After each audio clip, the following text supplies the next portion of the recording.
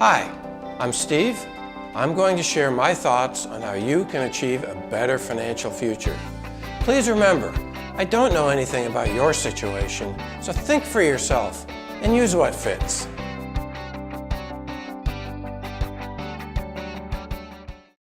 Did you know that the average individual investor does worse in the stock market than the market itself?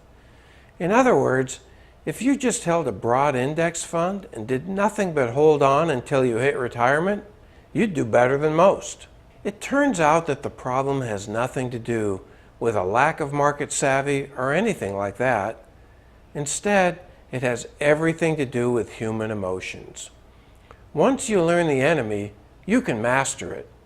So let's take a quick look in the mirror and get acquainted with our opponent. The first secret is simply to invest as soon as you can. Don't sit on the sidelines. Start now and let compounding do the heavy lifting over time. Make the effort to learn something new, how to set up an account and put some money to work. Either do it online or call one of the big brokerages. You'll be richly repaid for your efforts. The next secret is to avoid being too conservative when investing for long-term goals. Many people are reluctant to invest in the stock market because they're afraid they'll lose money. And they're right, they will. But allow enough time and the results come back to the long-term averages.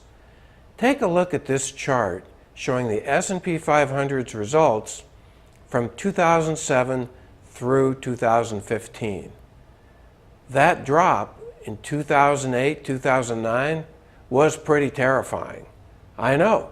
I personally lost over a third of my money in it, and it was really uncomfortable. But look what happened after that.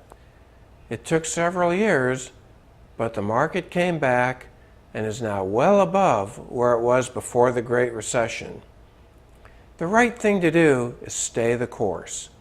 Invest when you have money to do so, and only sell when you need the money. This is really important. Hang on when you're in the middle of one of those lurches, and don't sell or change your game plan. Well, that's it for this session. Thanks for watching, and I'll see you next time.